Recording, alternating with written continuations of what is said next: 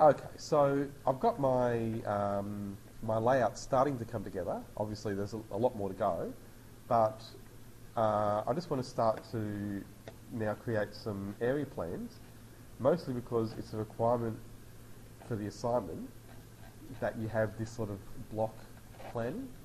And I'm just going back to the part of the brief where that is. So you can see here, we've got these very basic plans that show the different spaces, and that's the minimum requirement, that you have some sort of master planning. If you read through the brief, that's one of the requirements, and it can be either 2D or 3D.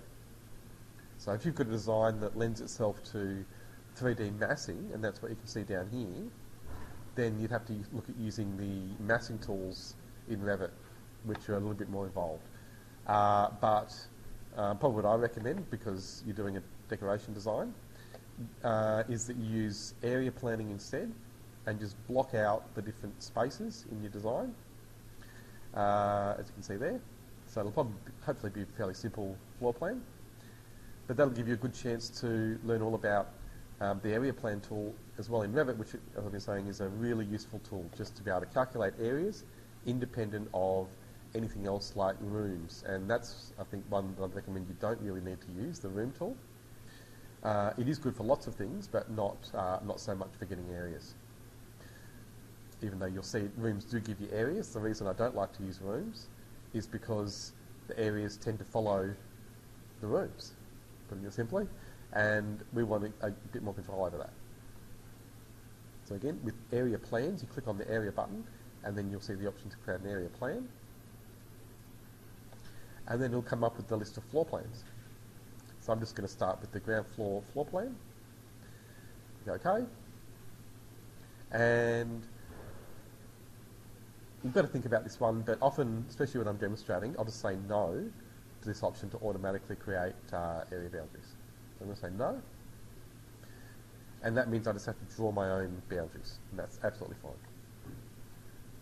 So now I'm just going to show you in the project browser, if I scroll down, you'll see it's now added an area plans category.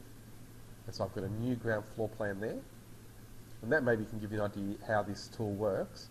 So area plans are a separate floor plan to your main floor plans up here. The walls and everything else is linked, but the areas are only going to show in this area plan. And that's what we want. So then now you can see next to the area button, you've got area boundaries. And often what I do here is just turn off this option here to apply area rules. That way you decide where your boundaries are going to be. And then I'm just going to go to the line tool up here and then draw lines around the areas I want. So I've got obviously a entry over here. So I'm going to just trace the interior sides of my walls and following around to that entry. And just thinking about my planning a bit here. So maybe I want to go all the way here. I'm just deciding if I want to change that opening, but probably I don't, so I'll go around that opening size and then back to my exterior wall. Have you had a look at the definitions for floor space area and floor space ratio and things like that? Okay, so this is something you can find whenever you do a council application. They'll ask you for the ground floor area, or for the gross floor area, and that usually will be on the inside of the external walls. And that's what I'm doing here. The only difference is that I'm also going around that interior wall. So if you're after a gross floor area, you would ignore that. Okay, so then I'm going to have maybe my reception down here, so I might just bring this around like this and then straight down.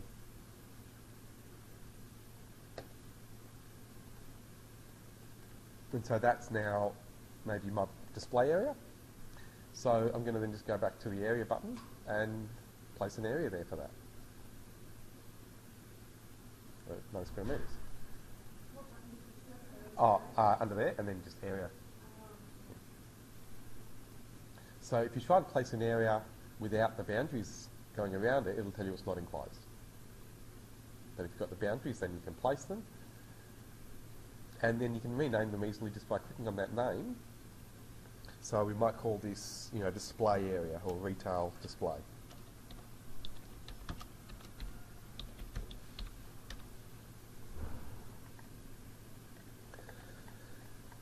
Then, again, back to area boundary.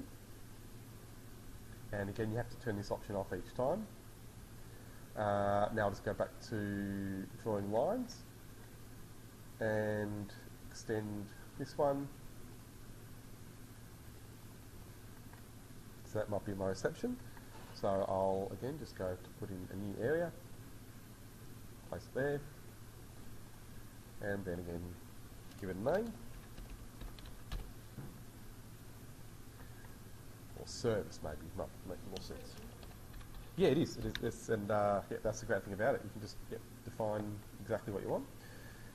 So again, back to area boundaries, and then maybe I'll just draw a rectangle for the back part there. Yeah, absolutely. Oh, no, sorry, for vertical. No. So you can get areas, though, using different tools. You can get it straight off walls, but sometimes a good option is to draw a filled region. So whenever you draw a filled region, even in an elevation, it'll just give you the areas. Yeah. So I'll just do one really quickly so you can see. If I just draw a filled region down here, whenever you select that, it'll give you the area in properties. Yeah. And that, on any view, that's a good thing about them. Yeah, you can draw them anyway. So a lot of people use filled regions just to get the areas. Oh, so that's on the Annotate tab, and then you've got filled region there. Yeah, sure. Okay, so I'll just go and do a few more area boundaries for the other spaces. So we've really just got the bathroom there, I suppose. And then now I can draw in a couple more areas for those. So this is maybe the studio space, and then this might be the bathroom. Okay, so we've got all those different areas, but it still doesn't look that good. So I'm going to go to Annotate, and then you've got Colour Fill Legend. So this is an automatic thing. I'm just going to click to place it, and then it'll ask me what sort of legend I want. I'm just going to click OK to accept the default. And then I'm going to select that legend, go up to Edit Scheme, and just change the colour option to name. And then click OK. To name. Yeah. That's it. So now we've got these automatic colours which show all those different types of spaces. So it's a really quick way of doing block planning that's automatic, and that's all there is to it. And you'll use that tool forever if you're going to keep using Revit, because, like I've been saying, every single project is going to require that you calculate the areas. Yep. And yeah, it always amazes me how many people I find who've been using Revit for years and years who still don't know about that simple tool, and they draw filled regions over all of their plans just to calculate their floor areas. Yep. And you can do a schedule. I won't show you that, but have a look on my YouTube channel. I've got about 5 videos that I've done the last few months that show you how to do a schedule to tally up all your areas on a table. I just look for my videos, look for anything about areas or area plans, and I've done a few just in the last month or so you'll find there's quite a few there. Yeah, it's nice if you want to do a table that has, especially if you've got a couple of levels, and then you can have it add all the areas up for you. But even like this, that's all you need for this assignment, just a block plan like that. Yours might have a few more different types of spaces, but otherwise, so maybe actually I'll just show you how to add a space to this. So maybe I'll decide, well, I really want this to be my, what's the word for it? The people who do displays. Yeah, what's the name? There's a it's a course. It's in retail design. It's the guys who design those displays, mostly in big retail stores and visual marketing. Yeah, visual merchandising. Yeah, that's it. Yeah. So so I want this to be my visual merchandising area.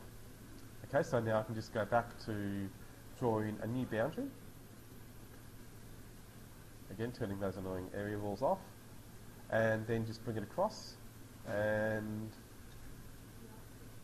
right, so now that's a separate area.